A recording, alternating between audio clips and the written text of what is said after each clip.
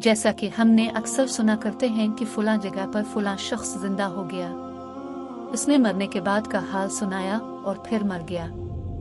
इसी किस्म का अजाब कब्र से मुताल्लिक एक वाकया गिलगित में पेश आया, जिसके बारे में बताते हैं कि एक शख्स कब्रिस्तान के पास से गुजर रहा था कि उसने किसी कब्र से ये आवाज़ सुनी कि मुझे निकालो, मैं जिंदा हूँ। जब एक दो मर्तबा उसने आवाज़ सुनी तो इसने ये समझा कि ये मेरा वहम है, लेकिन जब मुसलसल इसने ये आवाज़ सुनी तो इसको यकीन होने लगा।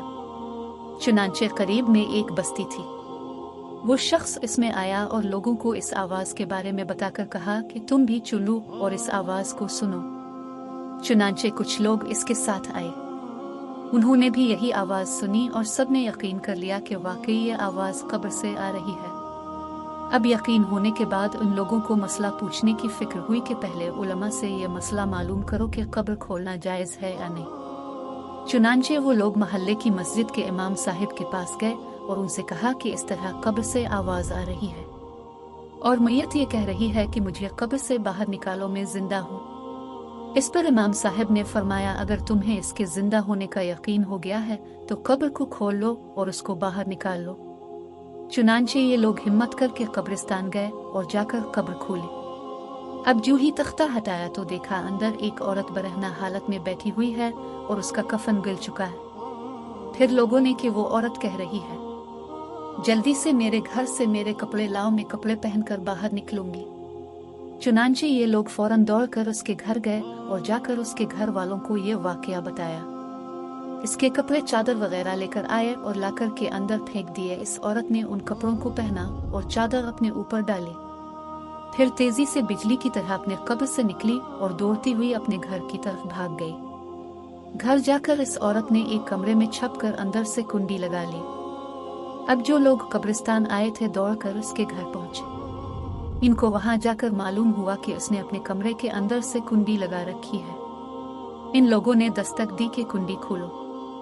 अंदर से इस औरत ने जवाब दिया, मैं कुंडी तो खोल दूंगी, लेकिन कमरे के अंदर वो शख्स दाखिल हो जिसके अंदर मुझे देखने की ताब हो, इसलिए कि इस वक्त मेरी हालत ऐसी है कि हर आदमी मुझे देखकर बर्दाश्त नहीं कर सकेगा। लिहाजा कोई दिल गुर्दे वाला शख्स अंदर आए और आकर मेरी हालत देखे। अब सब लोग अंदर जाने से डर रहे थे, मगर दो चार आदमी जो मजबूत दिल वाले थे, उन्होंने कहा कि तुम कुंडी खोलो, हम अंदर आएंगे। उसने कुंडी खोल दी और कुछ लोग अंदर चले गए। लोगों ने अंदर जाकर देखा वो औरत अपने आप को चादर में छुपाए बैठी हुई थी। जब ये लोग अंदर पहुंचे तो इस औरत ने सबसे पहले अपना सर खोला। इन लोगों ने देखा कि इसके सर पर एक भी बाल नहीं, वो बिल्कुल खाली खोपड़ी है, ना इस पर बाल है ना खाल है, सिर्फ खाली हड्डी हड्डी है। लोगों ने इससे पूछा, तेरे बाल कहाँ गए? इस औरत ने जवाब दिया कि जब मैं जिंदा थी तो नंगे सर घर से बाहर निकला करती थी, फिर मरने के बाद जब मैं कब्र में लाई गई तो फरिश्तों ने मेरा एक एक बाल नोचा और इस नोचने के नतीजे में बाल के साथ खाल भी निकल गई। अब मेरे सर पर ना बाल है ना खाल है। इसके बाद इस औरत ने अपना मुंह से कपड़ा हटाया। जब लोगों ने इसका मुंह देखा तो इतना खौफनाक हो चुका था कि सिवाय दांतों के कुछ नजर नहीं आया। ना ऊपर का होंठ मौजूद था ना नीचे का होंठ मौजूद था, बल्कि 32 के 32 दांत सामने जुड़े हुए नजर आ रहे थे। सोचिए, अगर किसी इंसान के सिर्फ दांत ही दांत नजर आए तो कितना डर और खौफ मालूम होता है। अब इन लोगों ने इस औरत से पूछा, तेरे होंठ कहाँ गए? इस औरत ने जवाब दिया, मैं अपने होठों पर लिपस्टिक लगाकर नामहरम मर्दों के सामने जाया करती थी। इसकी सजा में मेरे होंठ काट लिए गए, इसलिए अब मेरे चेहरे पर होंठ नहीं है।